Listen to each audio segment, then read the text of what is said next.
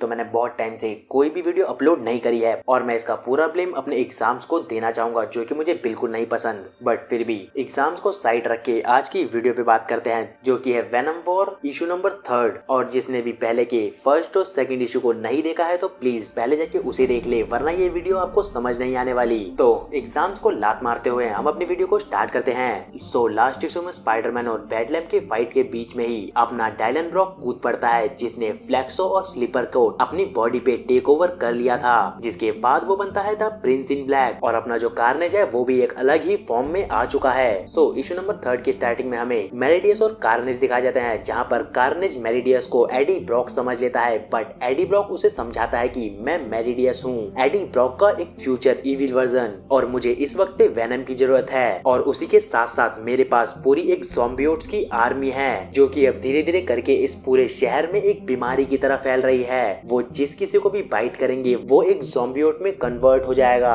और मेरे लिए इतना काफी होगा कि मैं अपने गार्डन को दोबारा रिबिल्ड कर सकूं जो कि तुमने फ्यूचर में डिस्ट्रॉय कर दिया था थैंक्स टू वेनम। बट अपना कार्नेज मेरिडियस को एक वेपन जिसका नाम नेक्रोस्पेयर है उसको लेकर धमकी देने लगता है, बट अपना मेरिडियस कहता है कि यही तुम्हारा असली रंग है, फिर भी तुम कुछ नहीं कर सकते, मैं अभी भी यही खड़ा हूँ, वो भी अपनी एक ज़ॉम्बियोट्स की आर्मी के साथ। और यहाँ पर एक मेलमैन जिसको आप एक पोस्ट ऑफिस मैन भी कह सकते हो, वो एक ज़ॉम्बियोट में कन्वर्ट होने के बाद एक लड़की पे अटैक करने वाला होता है, बट तभी वहाँ पर फ्लैश थॉम्सन आ जाता है जो कि एक एंटी वेनम है और वो अपने एक ही अटैक से उस मेलमैन के ऊपर जो ज़ॉम्बियोट था उसे डिस्ट्रॉय कर देता है और वो मेलमैन वापस एक नॉर्मल ह्यूमन में कन्वर्ट हो जाता है, जिसके बाद अपना फ्लैश थॉम्सन वहाँ से चला जाता है बैक टू द अरीना, जहाँ पर अपना रेड गॉब्लिन कैंग का नाम लेता है। बट जैसे ही टॉक्सिन उसे सुनता है वो उसे कहता है कि मैंने कुछ भी नहीं कहा। और यहाँ पर अपना द प्रिंस इन ब्लैक जो कि अब बैडलैम के सामने अपना वेपन एम करके खड़ा था और उससे कहता है कि अब आराम से बैठ जाओ, बट अपना बैडलैम बिना कुछ सोचे समझे डायलन पे अटैक कर देता है। लेकिन तभी एडी ब्रॉक बैडलैम के शरीर से सेपरेट हो जाता है और उससे कहता है कि तुम्हें सुनाई नहीं दिया, मेरे बेटे ने कहा कि तुम्हें अब बैठना चाहिए। और जबकि अब अपना एडी ब्रॉक बैडलैम सिम्बियोट से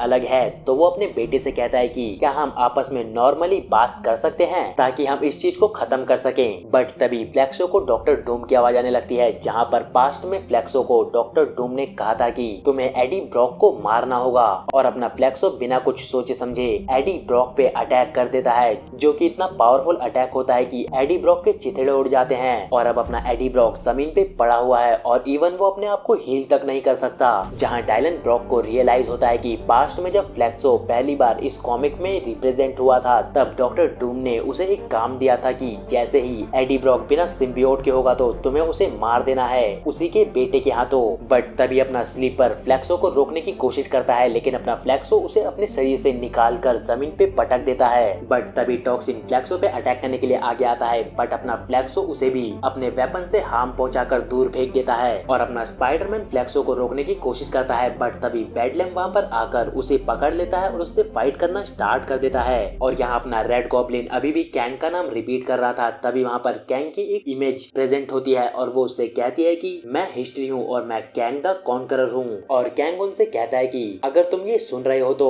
वो प्रोग्राम जो कि मैंने सिम्बियोट में इनकोड किया था वो एक्टिवेट हो चुका है। और अपना कैंग फ्यूचर से बात कर रहा है और वो बोलता है कि मैंने इसे 21st सेंचुरी में प्लांट किया था ताकि डायलन ब्रॉक कुछ ढूंढ सके। बट तभी अपना रेड गॉब्लिन टॉक्सिन के पीछे से जाता है और डायलन ब्रॉक को उसके अंदर से खींच के बाहर निकालता है और कैंग का नाम लेते हुए वो अपने टॉक्सिन को उस एरिना के बाहर ले जाता है। और अपना डायलन को कुछ भी समझ नहीं आ रहा होता है कि ये हो क्या रहा है। और ये डॉक्टर डूम और कैंग द कॉन्करर की कहानी वेनम वॉर फैंटास्टिक 4 के इशू नंबर 1 में होने वाली है, जिसका अभी तक कोई अनाउंसमेंट नहीं आया है, बट स्टिल हम इसकी सारी कॉमिक्स को एक्सप्लेन करने वाली है तो चिंता की कोई बात नहीं है। बैक टू द स्टोरी, वहाँ पर अपना स्पाइडरमैन बोलता है कि डायलन तुम्हारे डैड एडी ब्रॉक मर रहे हैं, कुछ करो। बट अपना बैडलैम स्पाइडरमैन को पकड़कर बुरी तरह से मार रहा होता है और तभी उस एरिना में बैठे दो लोग जो कि अपने स्पीकर्स को फुल वॉल्यूम पे ऑन कर देते हैं, जिसके कारण बैडलैम को डिस्टरबेंस होने लगती है और अपने स्पाइडी को मौका मिलता ही वो बैडलैम को एक पावरफुल किक करता है। बट तभी वेनम स्पाइडरमैन से कहता है कि एडी को मेरी जरूरत है, वो मर रहा है। और अब ना चाहते हुए अपने स्पाइडरमैन को एडी ब्रॉक और डायलन ब्रॉक को वो वेनम देना ही पड़ेगा, वरना एडी ब्रॉक की जान भी जा सकती है। और अब पीछे से बैडलैम भी उठ खड़ा होता है और कहता है कि टाइम्स अप स्पाइडरमैन। और इससे पहले ही अपना स्पाइडरमैन वेनम को